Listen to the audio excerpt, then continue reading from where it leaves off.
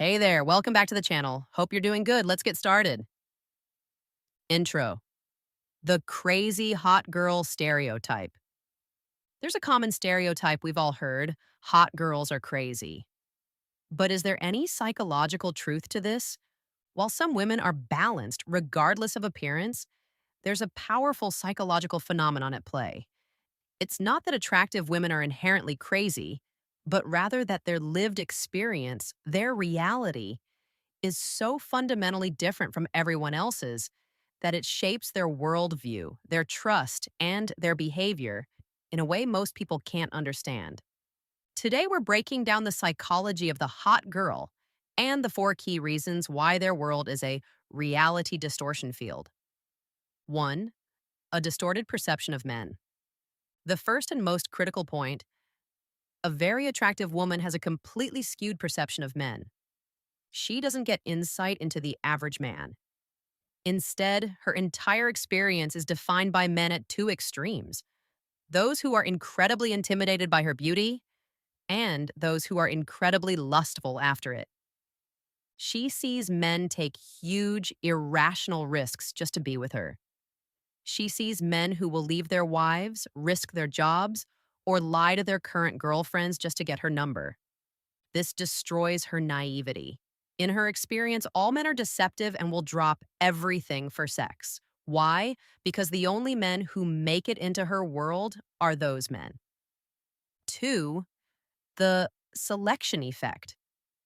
This creates a powerful selection effect for her dating pool. Think about it. To approach a 10 out of 10 woman, a man needs a very high level of confidence and zero fear of rejection. And while that's not a bad trait, that same type of man is statistically more likely to be a player and less likely to be faithful. Her beauty filters out the quiet, good guys who are too intimidated. Her dating pool is pre-selected to be full of the very men who will eventually cheat on her and prove her suspicions correct. This is why she seems crazy or accusatory. When her partner says, "I'm just going to the gym," her brain thinks, "Every time I go to the gym, I get hit on."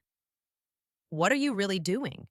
She's projecting her very real but very unrepresentative experience onto her partner. 3. A world of competitors. Host. This distortion isn't just with men. Her relationships with other women are also warped. To many other women, she is seen as a threat. They become frosty and competitive, not friendly.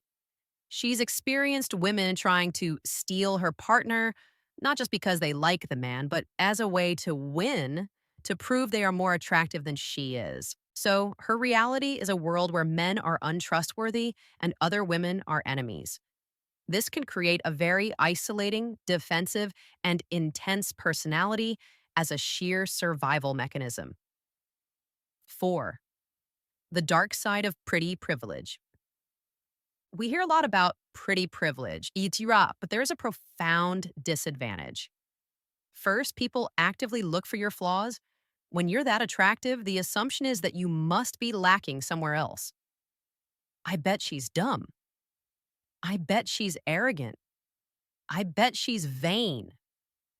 She is constantly in a battle against people's negative assumptions about her character. This is why you see many models or beautiful women counter signal, dressing down, wearing no makeup, or acting more bookish. They are trying to prove they are more than just a pretty face.